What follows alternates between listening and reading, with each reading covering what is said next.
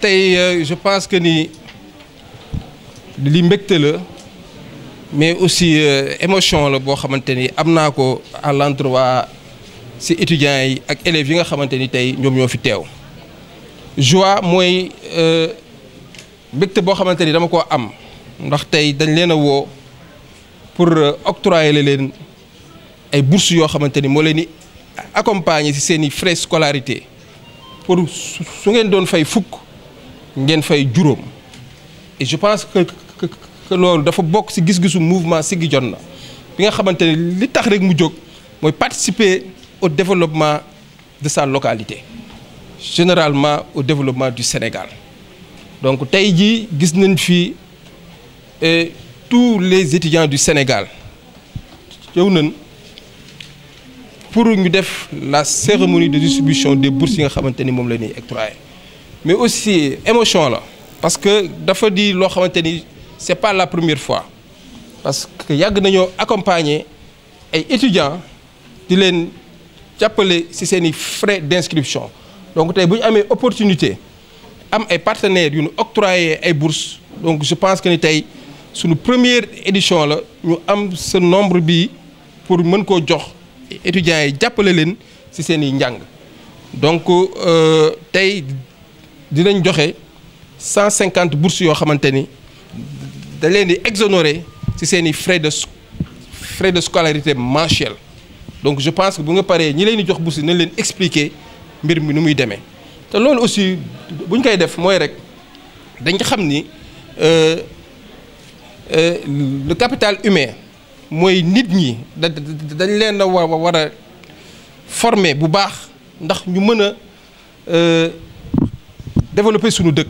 Parce que bu ñu amee alal am ay richesse am ay moyens te amuñu ay nit yu prêt yu am xam-xam donc suñu réew duñ ko mën a développer te loolu aussi li koy war a taxawal li koy war a suqalil mooy ndaw ñi nga xamante ni tey am nañ volonté ngir jàng mais amuñu moyen ngir jàng. Donc moo tax ñun ñu ne kat ñi nga xamante ni am nañ volonté bëgg jàng nañ leen accompagner avec une contribution modeste jàppale leen ba ñu mën leen exonérer une partie de leurs études.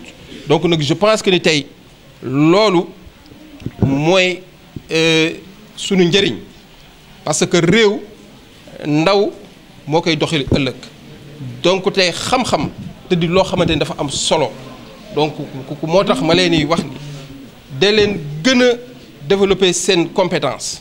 Développer compétence du dara dudul nga dem à la quête du savoir. Parce que boo am demul à la quête du savoir doo mën a am excellence parce que nit ku aussi si li nga nekk di ko jàng da nga si war a xarañ et je pense que tey ñi nekk fii ñëpp dañu am volonté dañu am gëm-gëm nekkat war nañu mën a réussir seen jàng mais manque de moyens moom moo taxoon.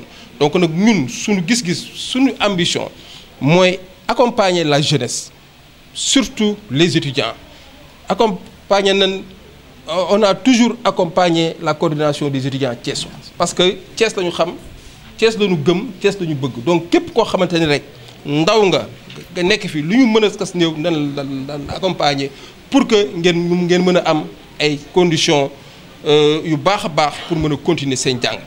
Li ma leen di conseiller rek mooy ngeen am yar ak teggin parce que ndaw moom li lay mën a faxasal sa àdduna rek mooy nga war a nga bañ a am yar mais di leen conseiller ngeen gëm seen bopp d'abord am fulla am jom te xam ni kat yéen a nekk avenir ëllëg ñun presque ñoo bokk la même génération mais bu ñu jëlee suñu doole ak suñu alal ak suñu temps pour accompagner leen je pense que ni aussi yéen da ngeen ci war a am gëm-gëm bi am volonté bi ngeen nga mën a réussir parce que seen parents yi loolu la ñuy xaar mais aussi état bi loolu lay xaar ci yéen ndax ëllëg yéen a war a nekk ñi nga xamante ni ñooy jiite réew mi.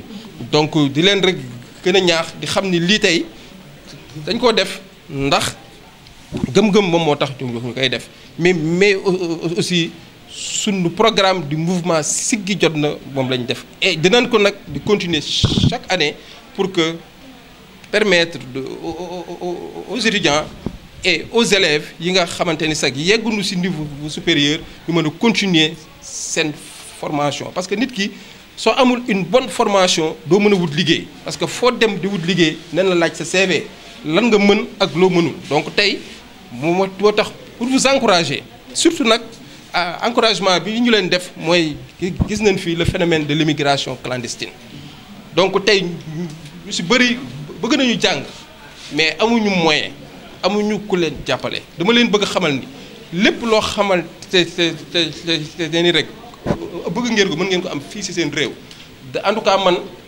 j'ai fait toutes mes humanités au public musuma génn musuma voyager musuma jàng bitim réew fii laa jàng lépp am li may am donc war nañoo gëm ni suñu dëkk mën nañ fi réussir am na ay richesse mais nit aussi bala ngay réussir il faut être endurant comme ni ñu ko waxee da ngeen ni nangoo muñ gëm li ngeen di gëm jàng donc tey je pense que ni le phénomène de l'immigration clandestine ñun ñoo ko war a combattre parce que mënuñu dem bàyyi suñu dëkk mu vide parce que la nature a horreur du vide suñu dëkk am na ay richesse ñoo war a gëm ni dëkk bi am na ay richesse mais aussi richesse aussi lan moo koy développer un bon capital humain mooy yéen ñii ngeen am une bonne formation pour que ëllëg kat bu ngeen taxawee di laaj liggéey ngeen mën a am liggéey bu baax donc nag di leen gën a conseiller beaucoup de persévérance si jàng bi ngeen xamante ni moom ngeen di def ba ëllëg kat ñu mën a ñëwaat fii toog fii di fêter l'excellence parce que bëgg naa kat fii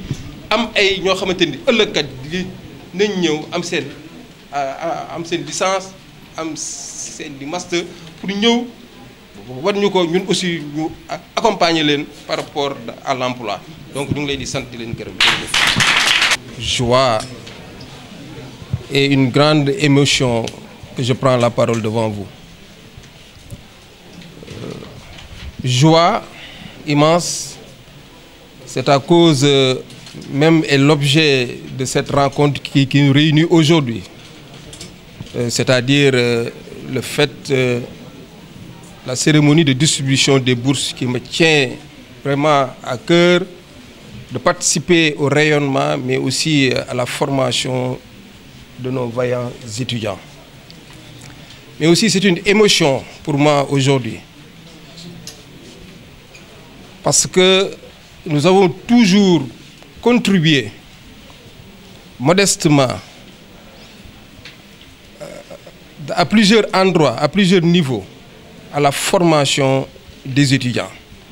Donc je pense qu'aujourd'hui, c'est notre première édition d'octroyer des bourses à des étudiants. Nous allons aujourd'hui distribuer 150 boursiers qui va permettre de contribuer financièrement aux études des étudiants et des élèves qui n'ont pas eu à accéder à la formation supérieure. Je pense que le président Macky Sall, dans son programme, le plan Sénégal émergent, a placé le capital humain au cœur de ses préoccupations. Et le capital humain est le socle même d'un développement. Et pour avoir un bon capital humain, il faut une bonne formation. Il faut le savoir. Et aujourd'hui, ce savoir-là, c'est vous, les étudiants, qui doivent le dérouler pour que vous puissiez, dans le futur, participer au levier de développement économique de ce pays. Raison pour laquelle le mouvement Siggi Jotna déroule dans ses actions permanentes à participer au développement, mais aussi accompagner la jeunesse pour une bonne formation afin d'être prêt à l'emploi. Donc je voudrais, vous les étudiants, vous donner quelques conseils. Le fait qu'aujourd'hui, nous prenons notre avenir en main pour vous accompagner à réussir vos études, c'est à vous de montrer de la persévérance, de l'intégrité, mais également de la discipline, mais aussi de la volonté envers vos études. Et je pense qu'il faut développer l'excellence. Et l'excellence, c'est de la volonté. Donc nous, on ne peut que vous accompagner, contribuer modestement à participer à vos frais d'études. Raison pour laquelle aujourd'hui nous avons eu à vous octroyer une exonération de votre scolarité mensuelle jusqu'à la licence 3. Et je pense que notre ambition, c'est toujours de voir un Sénégal meilleur. Un Sénégal constitué par des jeunes qui vont à la quête du savoir pour réussir. Donc je ne saurais pas terminer sans pour autant renouveler encore ma confiance à l'endroit des étudiants. Surtout la coordination des étudiants thiessois que j'ai eu à tout moment à accompagner pour leur permettre d'avoir des conditions de vie meilleures dans les milieux estudiantins. Vous savez que ces temps-ci, on a doté un flux de l'immigration clandestine. Raison pour laquelle nous devrons vous mettre dans des conditions de formation, mais également pour vous permettre de trouver de l'emploi. Parce que le monde est frappé par la Covid-19. Beaucoup d'étudiants n'ont plus espoir parce qu'ils n'ont pas les moyens de payer leurs études.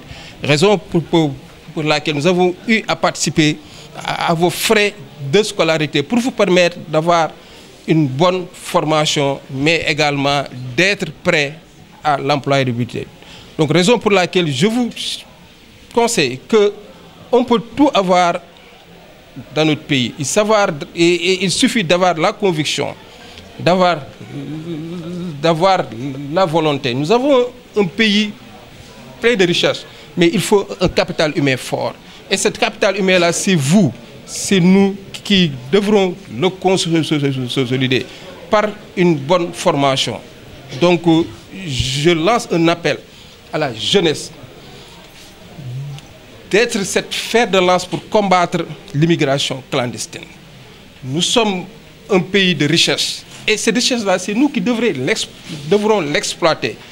Donc, je lance encore un appel à toute la jeunesse, mais aussi aux personnes de bonne volonté, d'accompagner la jeunesse par la création d'emplois. L'État ne peut pas tout faire. Donc, il faut que nous aussi, acteurs de développement, nous puissions créer un cadre adéquat pour permettre aux jeunes d'accéder à l'emploi. Donc le mouvement Siggi Jotna est toujours dans cette dynamique pour permettre aux étudiants d'être dans de très bonnes conditions de travail, mais aussi prêts à l'emploi.